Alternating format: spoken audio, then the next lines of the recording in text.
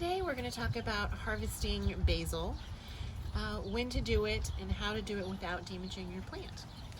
So you want to make sure first off that your basil is healthy and green, and you look at the leaves to determine that.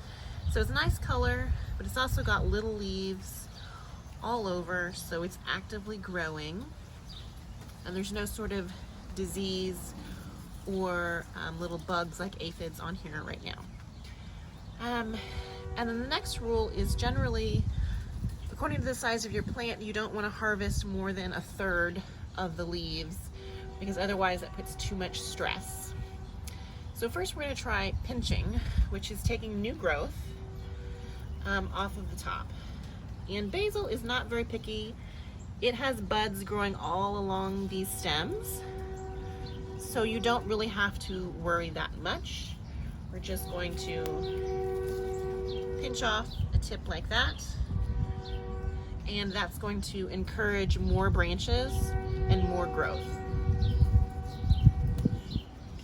And when it gets to be warmer, you'll start getting flowers coming out from here, and you want to pick off any of those flowers and pinch those back. Because once it sets flower, it tells the plant that it's done. And if you're not done and you still want more plants, then you pick off the flowers. This has a leaf with some damage, and it's still edible.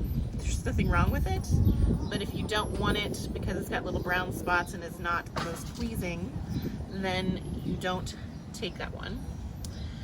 And the other thing you do with Italian style basil like this, which is, it will have larger leaves more at the bottom that start to droop down, and that means they're ready.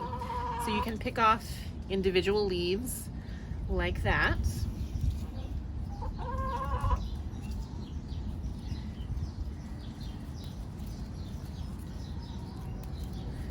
And for now, I'm going to leave that plant alone and let it recover, and in a couple of days I can harvest some more.